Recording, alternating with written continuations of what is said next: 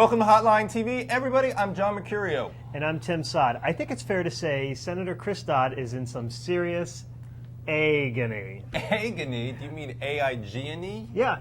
But we have to, TV. Right, sure. I got you. Let's talk about it. Sure. I think you're correct, first of all.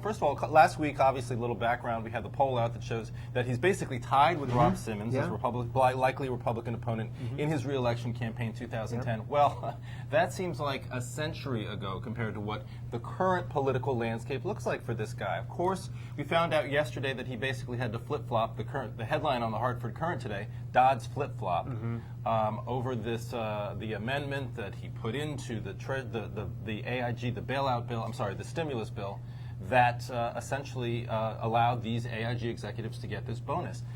That already would have been a problem, except that just a day earlier, he had completely denied any involvement in that.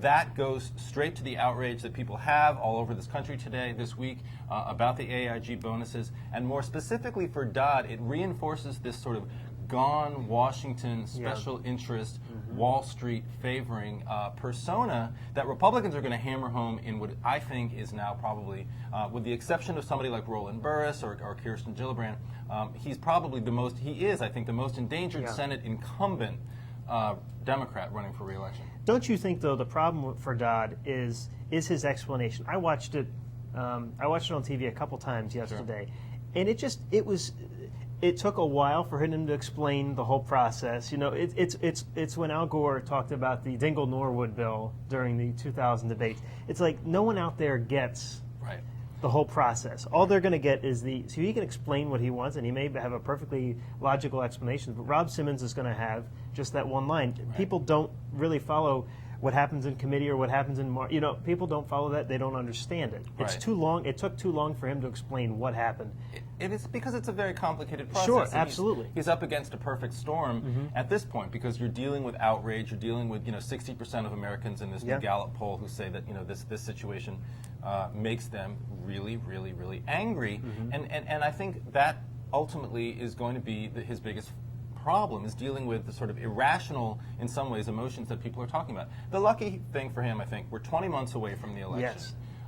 Rob Simmons has been extremely quiet on this right now, and that could be because he's just letting the media, do all the beating the dirty up work. for him. Sure. Or look, it could be because his hands aren't clean either. He might have a voting record in the House that he's not really comfortable talking about. And also, there were some stories earlier this week about him, not having a campaign website, not having his act together. So this may be a sign that, he's not ready, but you know what? He doesn't have to right now because, the media is doing his work for him, as you said. It's a warning sign for these guys. I mean, this is Chris Dodd, been in office, will have been in office for 30 years. He won re-election in 2004 by 34 points, never won re-election by less than 59 points.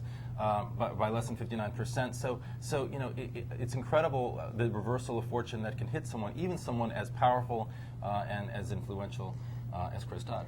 And Republicans have been successful statewide recently, especially for governor in Connecticut. So it's not out of the realm of possibility that Rob Simmons can pull this off. It's still going to be a tough race. It's still going to be a tough race. But as you said, there are a lot of tough races in the Senate for Republicans these days. But that one's looking the best. Here's the scenario that I love the most. Okay, Chris Dodd decides ultimately that the fight's not worth it.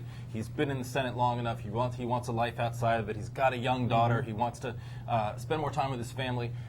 Decides not to run for re-election. In walks Ned Lamont. Ned Lamont runs for the Democratic nomination, wins the Democratic nomination, and the question then becomes, what does Joe Lieberman do in the 2010 Senate race in his home state? He's already promised to back Dodd, right? He has promised to back Dodd, exactly. I don't think he's made that same commitment to Ned Lamont. I don't think we should hold our breath for that. That will be fun to watch. But that's just dreaming away. That's all the time we have for today. Until tomorrow or the next time, whenever we happen to see you all next, I am John Mercurio. And I'm Tim Sod. Thanks for watching Hotline TV.